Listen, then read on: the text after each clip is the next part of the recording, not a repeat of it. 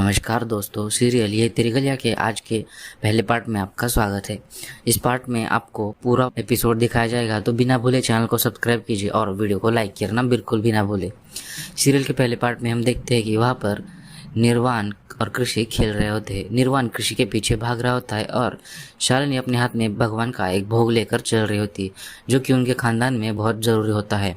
तो वही हम दूसरी ओर देखते हैं कि निर्वाण और कृषि भागते भागते उसके पास आ रहे होते हैं और गलती से निर्वाण जब वो उसे नहीं पकड़ पाता तो उसे ज़ोर से धक्का मार के आगे ढकेल देता है और वो जाकर डायरेक्ट शालिनी के ऊपर गिर जाता है और शालिनी के हाथों से वो भगवान का भोग नीचे गिर जाता है और शालिनी काफ़ी गुस्सा हो जाती है।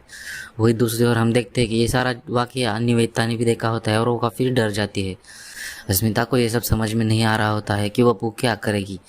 तो दूसरी ओर हम देखते हैं कि बाद में हमें ये पता चलता है कि अब उसने यानी शालिनी ने कृषि के कान जोर से पकड़े हुए होते हैं। कृषि जोर जोर से चिल्ला रही होती है, लेकिन उसे कृषि पर ज़रा भी दया नहीं आती और वो कहती है कि तुम्हें किसके संस्कार है, ऐसे गलत संस्कार सिर्फ तुम्हारी माँ ने ही दिए होंगे।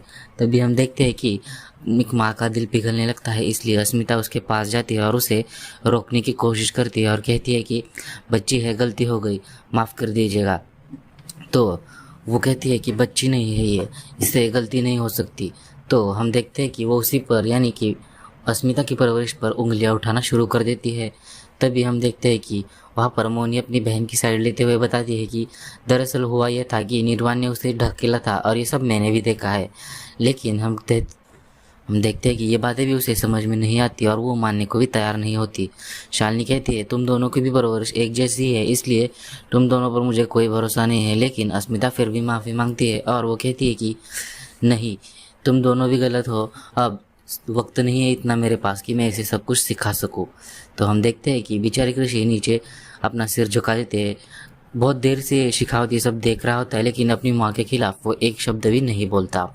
अस्मिता बेचारी डरी हुई होती है, लेकिन फिर भी अपनी बेटे के लिए उसके सामने जाकर खड़ी होती है और उससे माफ़ी मांगने लगती है और साथ में कहती है कि मुझे कुछ वक्त दीजिए, बच्चे यहाँ पर नए हैं और कुछ ही वक्त में एडजस्ट भी हो जाएंगे। लेकिन हम देखते हैं कि उसे ये सब मंजूर नहीं होता, इसलिए वो कहती है कि इतना वक्त नहीं है मेरे पास और ना ही मेरे पास तुम्हें मौका देने के लिए टाइम है। तो हम देखते हैं कि अस्मिता बेचारी डर जाती है और अस्मिता कहती है कि मतलब, तो वो कहती है कि इसे ठीक करने के लिए एक इंसान को मैंने बुलाया है, जेने करके यानी कि वो इंसान अभी लोगों को सुधार देगा। तभी हमें सीरियल में एक इंसान की एंट्री हुई दिखाई देती है। यहाँ पर कृषि और निर्वाण दोनों भी डर चुके होते हैं कि कहीं कोई स्ट्रिक्ट इंसान ना आ जाए। शिखावत को भी ये देखकर अजीब सा लगता है, क्योंकि सारी बातें उसे बिना बताए ही डिस्कस हुई थी और वो इंसान घर में एक पर एक पैर रखकर एंट्री कर रहा होता है। थोड़ी देर बाद हमें उस इंसान का चेहरा दिखाया जाता है। वो कोई और नहीं बल्कि हमारा शान होता है। शान ने इस बार थोड़ा अलग ही पहराव था। वो अब एक पंजाबी आदमी की तरह थोड़ा अलग यानी कि उसका चेहरा किसी को भी ना पहचाने आए ऐसा लुक लेकर वहाँ पर आया था और वो सबसे पंजाबी में बात कर रहा था, लगभग ऐसे जैसे कि वो असल पंजाबी हो। तभी वहाँ पर हम देखते हैं कि निवेदिता और मोनी उसे देखकर समझ जाती है कि ये शान ही है, लेकिन वो उसके सामने कुछ नहीं बोलती। बाद में हम देखते हैं कि अस्मिता भी उसे देख लेती है और देखने के बाद अस्मिता को बहुत बड़ा डाउट आता है कि कहीं ये शान तो नहीं, और किसी से बिना बात करे अस्मिता उसी के पास चलने लगती है। जैसे ही अस्मिता उसके पास जाती है तो गलती से अस्मिता का पैर फिसल जाता है और हर बार की तरह शान अस्मिता को अपना समझकर उसे गिरते बचा लेता है और वो दोनों एक दूसरे के बहुत करीब आ जाते हैं। लेकिन हमें ऐसा पता चलता है कि ये दोनों जैसे ही करीब आते हैं तो घर वालों में ये किसी को पसंद नहीं आता। लेकिन थोड़ी देर बाद हमें सब दिखता है कि शान और अस्मिता एक दूसरे को छोड़ने को तैयार ही नहीं होते और वो लगभग अपने पास्ट में ही चले गए होते। अस्मिता का प्यार इतना मजबूत था कि वो उसे बिना देखे भी पहचान सकती थी। तभी हम देखते हैं कि अस्मिता उसे जिद करने लगती है खुद को छोड़ने की और कहती है मुझे छोड़ो तुम, और फिर शान उसे छोड़ देता है। और छोड़ने के बाद हम देखते हैं कि अब अस्मिता नीचे ही गिर जाती है और उसे बहुत ज़्यादा चोट लगती है। तो शालिनी की उस इंसान से यानी शान से कहती है कि ये क्या बदतमीजी हुई। तभी शालिनी उसे डांटने लगती है, कहते हैं कि आप हमारे खान को हम शिखावत है और आपने उसे कैसे नीचे गिरा दिया। तो वो उसे कहता है कि नहीं, मेरी कोई गलती नहीं है, इसी ने मुझसे कहा था कि नीचे छोड़ दो। और अस्मिता उसे चुपचाप देखने लगती है। बाद में हमें ऐसा पता चलता है कि वो उन लोगों से बहुत ही घुल मिल कर अच्छी तरह से बात करना सीख जाता है और शान को वो सभी लोग काफ़ी पसंद आने लगते हैं। बाद में वो जाकर कृषि के गाल को खींचता और कहता है कि अरे ये बच्ची है क्या। और फिर वो मोनी के भी पास जाता है और कहता है कि आपने तो कहा था यहाँ पर कुछ टेढ़े बच्चों को सीधा करना है, लेकिन ये तो सारे सीधे बच्चे हैं, लेकिन कुछ बड़े लोग ही मुझे टेढ़े लग रहे हैं। इसका इशारा डायरेक्ट अस्मिता पर होता है और अस्मिता उसे देखकर चौंक जाती है। तभी शालिनी उसे कहती है मतलब, तो शान पूरा वाकया बदल देता है और कहता है कि मुझे वॉशरूम के लिए जाना है, यानी नेचर्स कॉल आया है, तो क्या आप मुझे वॉशरूम का दरवाज़ा दिखा देंगी।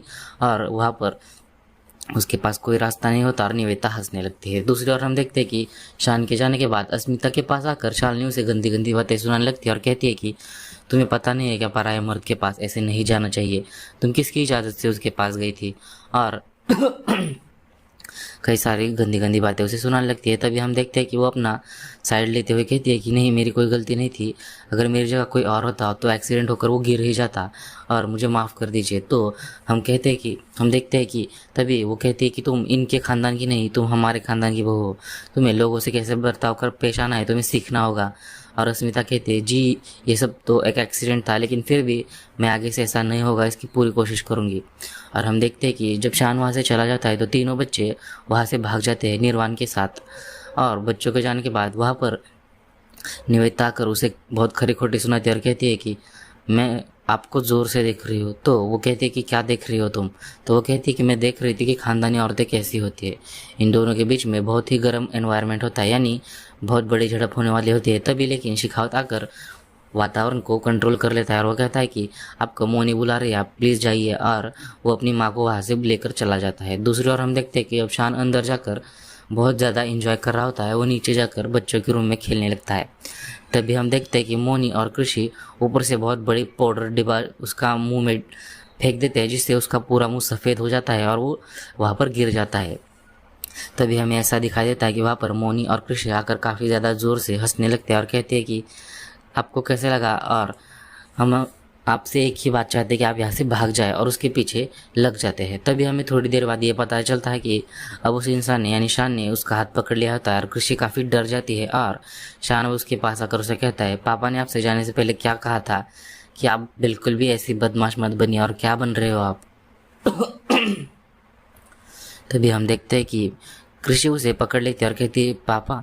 तो वो कहता है हाँ, और अपने सर से वो पगड़ी निकाल देता है, जिसके बाद कृषि उसे आसानी से देख लेती है और वो कहता है कि मैं आपको लेने आया हूँ और साथ ही साथ आपकी माँ को भी।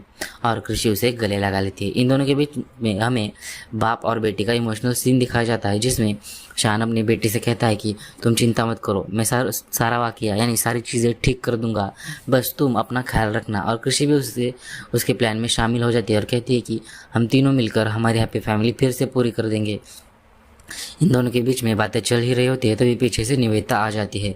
निवेदिता आने के बाद वो शान से कहती है कि शान आप चिंता मत कीजिए, इस प्लान में हम भी आपके साथ हैं और हम सभी लोग मिलकर आपको और अस्मिता को यहाँ से ले जाएंगे और कृषि के हैप्पी फैमिली का सपना पूरा कर देंगे। तभी हम देखते हैं कि शान को भी ये सारी बातें पता चल जाती है और शान कहता है कि ठीक है।